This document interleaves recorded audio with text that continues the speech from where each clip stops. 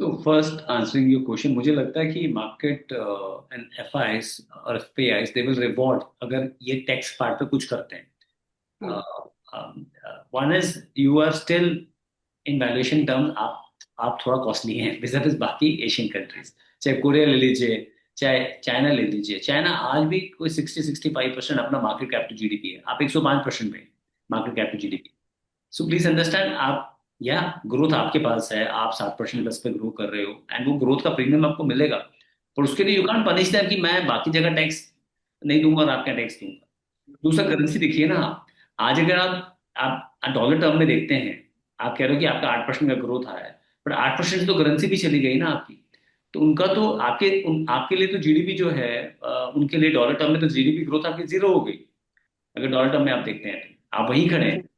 तो हम्म। कई बार मैं अपने एसेट्स को वैल्यू करता रहता हूँ, that how much asset we value. और डॉलर टर्म में हमारे जो एसेट्स हैं वो बढ़ने के बाद भी उतने ही हैं, क्योंकि you have correct. Fallen in terms of A currency. ये बड़ा डिफरेंट फेज है जो वर्ल्ड का, जहाँ पे यूएस वांटेड टू, वो अपने आप को डिप्रिशिएट करना चाहता है डॉलर को, ताकि वो एक्सपोर्ट पे फोकस कर सके।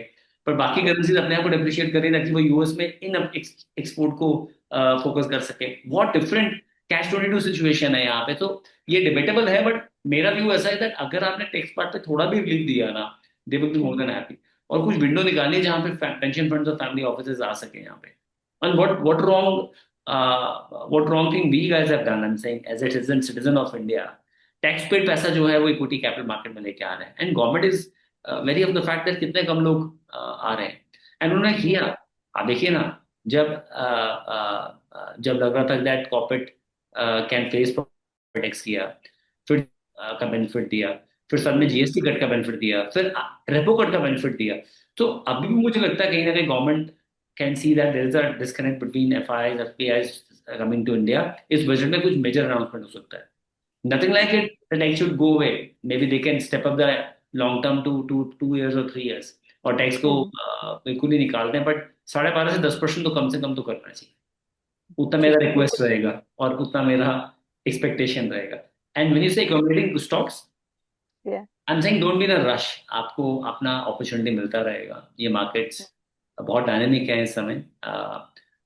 बट यस, अगर आप लॉन्ग टर्म प्लेयर हैं और आपको समझ है स्टॉक्स की, स्टॉक्स कीजिए। अदरवाइज म्यूचुअल फंड और पोर्टफोलियो मैनेजमेंट के थ्रू अपनी एलोकेशन कीजिए।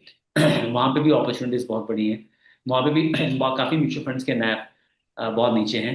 इस मार्केट में एक लास्ट चीज बोलूंगा, focus on accumulating good quality stocks and units of good quality mutual funds.